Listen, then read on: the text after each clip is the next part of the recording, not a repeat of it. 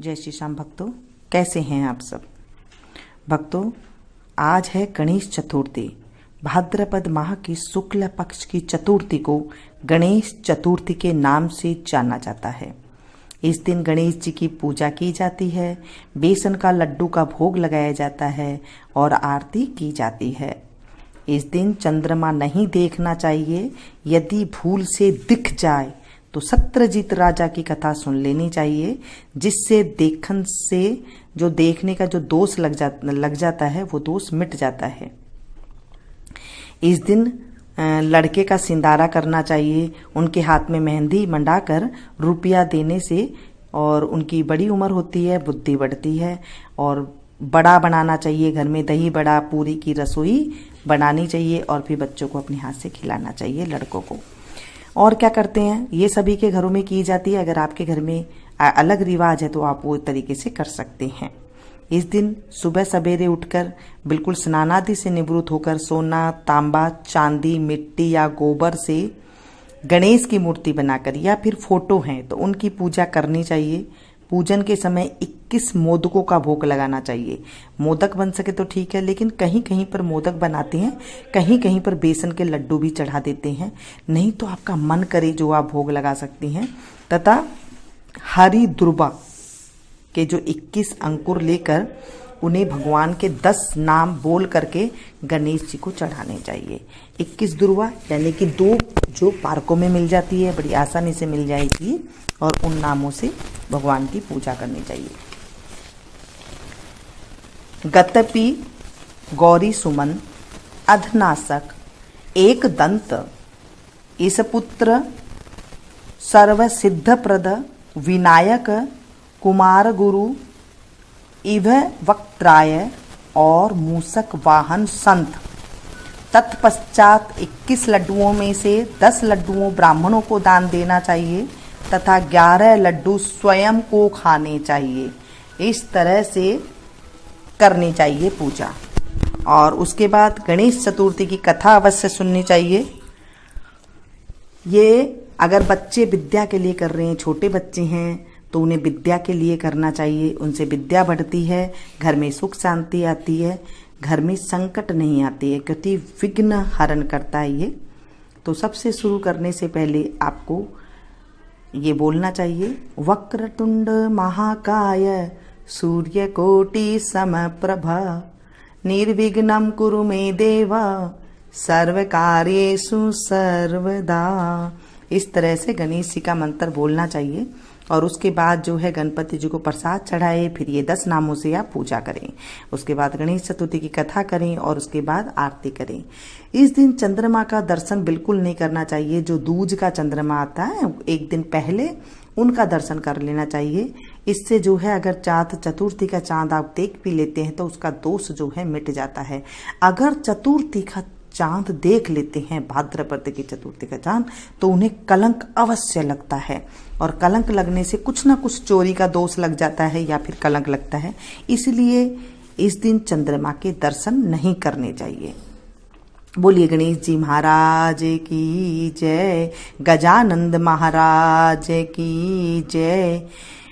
एक बार भगवान शंकर स्नान करने के लिए भोगमती नामक नदी पर गए। उनके चले जाने के पश्चात पार्वती ने अपने तन की मैल से एक पुतला बनाया, जिसका नाम उन्होंने गणेश रखा।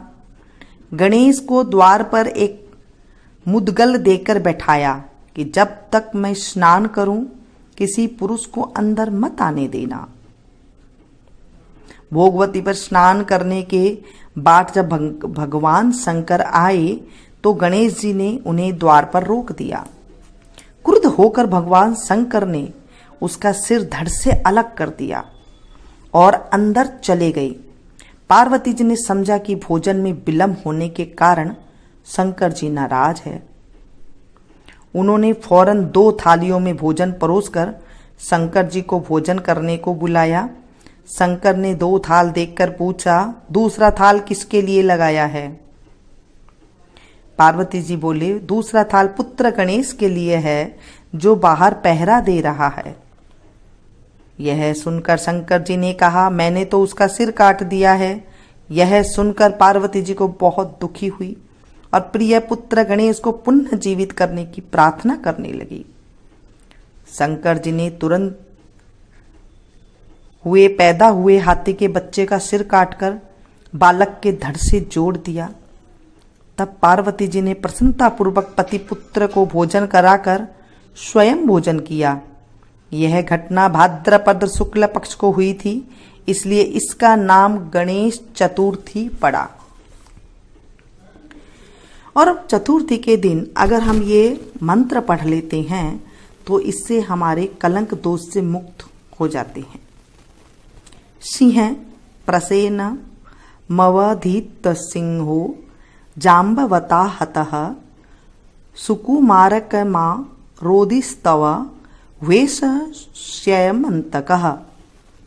भाद्रपद भादो मास की गणेश चतुर्थी के दिन चंद्र का दर्शन करना निषेध किया गया है, किंतु अनायास चंद्रमा दिखलाई पड़ने पर किसी भी प्रकार का कलंक दोष लगने का भय बना रहता है। इस दोष से मुक्ति प्राप्ति के लिए इस मंत्र को 21 बार केवल एक दिन में पाठ करने से कलंक दोष नहीं लगता है। इस तरह से गणेश जी का आप जो है पाठ कर सकते हैं। और उसके बाद है पुण्य करने वाली, जैसे मैंने कहा कि बच्चों की अगर पढ़ाई के लिए है और किसी माता को अगर पुत्र चाहिए किसी स्त्री को, तो आज गणेश जी की पूजा जरूर करनी चाहिए, क्योंकि गणेश जी पुत्र के भी दाता हैं। वो पुत्र जरूर देते हैं अगर गणेश जी की हम पूजा करते हैं तो। अगर आपके कारोबार में व्यवसाय में विघ्न बाधा आ रही है तो आप में ये कर सकते हैं। अगर आपके घर में कोई शुभ कार्य नहीं होता है तो आप ये मंत्रों का नाम ले सकते हैं। गजानंद के नाम मैं आपके सामने कह रही हूं, जो भी गणेश स्तोत्र का एक ही बैठक में 144 बार एकाग्रता से पाठ करेगा उसकी कोई भी मनोकामना पूर्ण होगी, ऐसा इस स्तोत्र की महिमा है। तो भक्तों की इच्छाएं पूर्ण करने वाले गौरी पुत्र विनायक के सामने मस्तक शीश झुकाकर उनका नित्य स्मरण करना चाहिए और आज से शुरू कर देना चाहिए। पहला नाम है वक्रतुंड, दूसरा है एकदंत, तीसरा है कृष्ण पिंगाक्ष और चौथा है गजवक्र। लंबोदर है पांचवा, छठा है विकट, विघ्न राजेंद्र है सातवां और धूम्न वर्ण है आठवां नाम है। नौवां भालचंद्र, 10वां विनायक, 11वां है गणपति और 12वां है गजानन। इन 12 नामों से जो प्रातः दोपहर और सायकाल को 3 बार सभी सिद्धि प्रदान करने वाले प्रभु का चिंतन करते हैं, उन्हें किसी भी विघ्न का सामना करना नहीं पड़ता। जिसे ज्ञान की इच्छा हो उसे ज्ञान, जिसे संपत्ति की इच्छा हो उसे संपत्ति, जिसे पुत्र की इच्छा हो उसे पुत्र और मुमुक्ष को मोक्ष की प्राप्ति होती है। जो भी इस गणपति स्तोत्र का प्रतिदिन पाठ करेगा उसे 6 महीने में ही उपरोक्त फल लाभ प्राप्त होंगे और जो भी 1 साल तक इस स्तोत्र का पाठ करेगा उसे निसंदेह सिद्धि प्राप्ति होगी। इस स्तोत्र को लिखकर जो 8 ब्राह्मणों को समर्पित करेगा वह गणेश जी की कृपा से विद्वान होगा। जो भी इस गणेश स्तोत्र का एक ही बैठक में 144 बार एकाग्रता से पाठ करेगा उसकी कोई भी मनोकामना पूर्ण होगी। जय बोलिए गणेश जी महाराज की जय, शंकर भगवान की जय। सदा भवानी दाहिनी गौरी पुत्र गणेश, 5 देव रक्षा करे ब्रह्मा विष्णु महेश। जय गणेश जय गणेश जय गणेश देवा, माता जाकी पार्वती पिता महादेवा। एक दंत दयावंत 4 भुजाधारी, मस्तक सिंदूर सोवे मूसे की सवारी। अंधन को आंख देते कोड़ियन को काया, बाझन को पुत्र देते निर्धन को माया। जय गणेश जय गणेश जय गणेश देवा, माता जाकी पार्वती पिता महादेवा। हार चढ़े फूल चढ़े और चढ़े मेवा, मोदक को भोग लगे संत करे सेवा। दीनन की लाज रखो शंभुपुत्र वारी, मनोरथ को पुण्य करो जाऊं बलिहारी। सूर श्याम शरण आए सफल करो सेवा, और श्याम परिवार ये बना रहे और करे तुम्हारी सेवा। बोलो गणेश जी महाराज की जय। गजानंद भूत गणादि सेवितम, कपित्त जम्बु फल चारु भक्षणम, उमासुतम शोक विनाशकारकम, नमामि विघ्नेश्वर पाद पंकजम। बोलो गणेश जी महाराज की जय। आज के दिन से भगवान की पत्तल भी शुरू कर देनी चाहिए। वैसे तो संक्रांत से भी कर सकते हैं और आज के दिन गणेश चौथ से भी कर सकते हैं।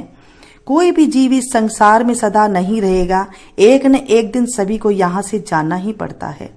यहाँ से जाकर जहाँ कहीं पहुंचना होगा, वहां के रास्ते के लिए कलेवा पाथे आवश्यक है। वह कलेवा है भगवान की पत्तल तैयार करना, अर्थात दान पुण्य भजन पूजन करना। इसी की तैयारी के लिए यहाँ प्रेरणा जी रही है। आने वाले समय के लिए एवं सदा के लिए कलेवा यानी कि भगवान की पत्तल तैयार करो।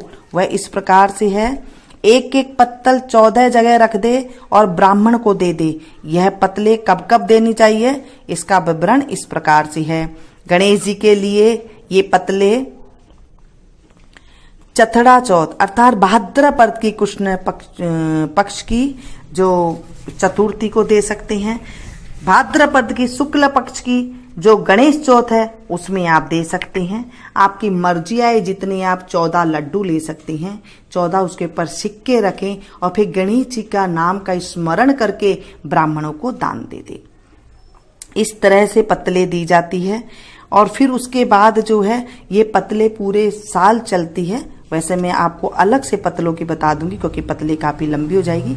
अगर आपको शुरू करनी है तो आप शुरू कर सकते हैं। जब लोग गणेश जी महाराज की जय, महादेव जी महाराज की जय, शंकर भगवान की जय।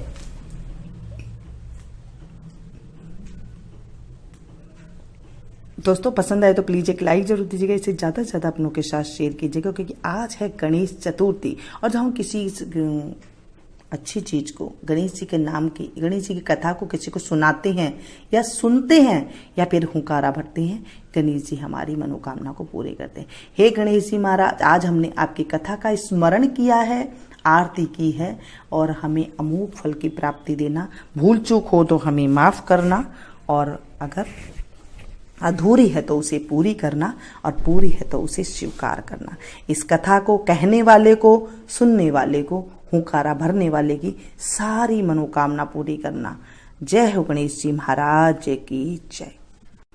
जय श्री श्याम भक्तों, कैसे हैं आप सब भक्तों।